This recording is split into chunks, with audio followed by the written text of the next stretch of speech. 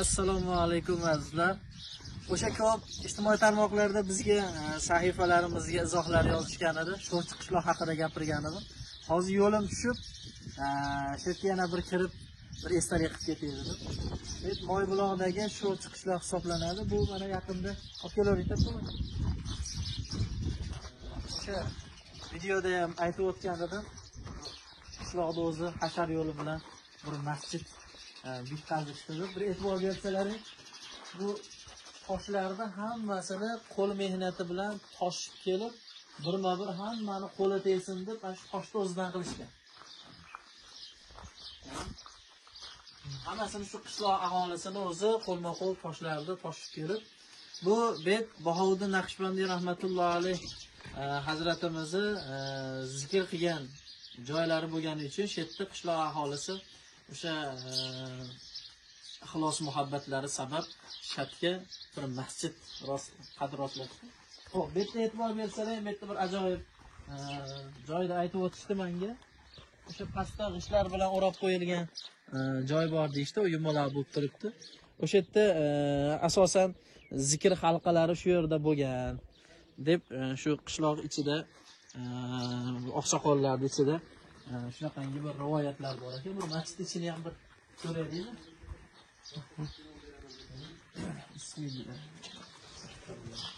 Mana masjid ichiga e'tibor bersalaring, tepasidagi toshlar hammasi qo'l mehnati orqali qilingan bir ajoyib, bir fayzli joylar bo'libdi. Bu kishi mana bizni qadrdonimiz Shahobna hoji akam nimada ham aytgan edim, videoda ham aytgan edim.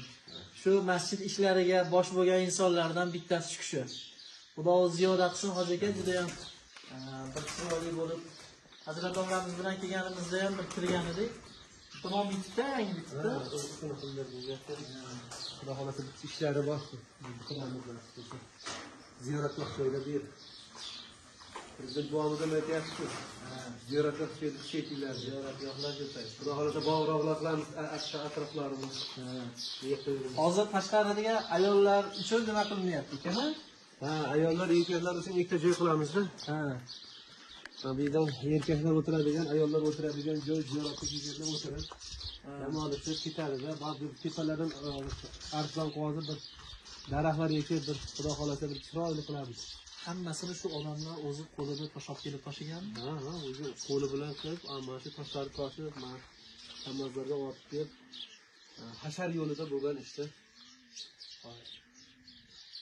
Hamma bir yaqinda Navro'z bayramini ham shatda o'tkazdilar-a? Ha, Navro'z bayramlari mana shu o'tkazdik.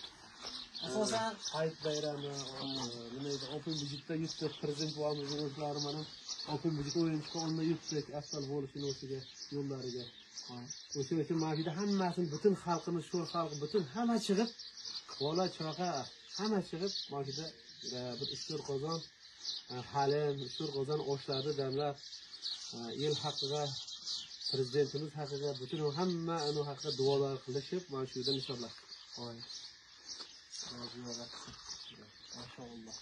Yana ham chiroyli. Bu tomon endi Kadan tomondan kelayotgan yo'l, ko'pchilik shu bu tomondan kelayotganlar hammalari to'xtab asosan bu yerda ziyoratgohga kelib duo xayrlar qilib ketishadi. O'shaning uchun masjidni yana ham bir chiroyli holatga keltirishga harakatlar bo'lyapti. Endi inshaalloh nasib qilsa masjidlar yana ham chiroyli bo'lib, ziyoratchilarga yana ham qulayliklar tug'ilganda ham yana kelishlar nasib qilsa ilohim. Bu tog'larda g'orlar bor.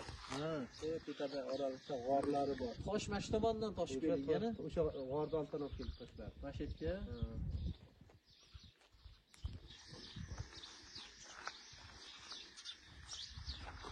Shu Bahovuddin Naqshbandiy rahmatullohi alayhi zotlar ularning sukunatini o'zidan ham odamlar ibrat olavergan ekanda.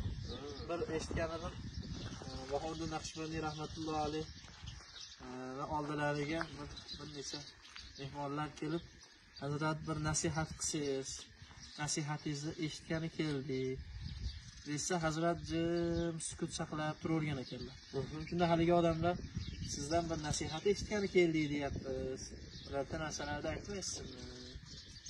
Bir ibratli narsalarni aytdingiz.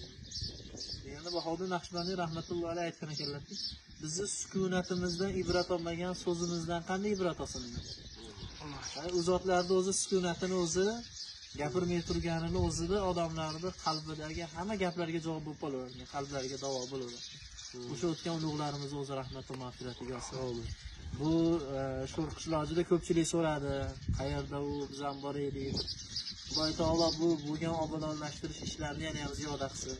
Bosh bo'lgan, xizmat qilgan hammaning murodini Alloh taolo ortig'i bilan bersin. Ko'p ziyoratchilarga xizmat qiladigan joy bo'lsin. O'sha ulug'larga xos va mos avlodlar yetishib chiqsin. Shu sho'rqishloqda yana ham to'g'rig'ini yaratgan o'zi ziyoda qilib, bu yerdan olimlar, allomalar, ilm millatga xizmat qiladigan zotlar chiqarsin. Siz ham avlodlaringizdan bundan ham katta yana masjidlarni qurib, mo'minlarga xizmat qiladigan joylar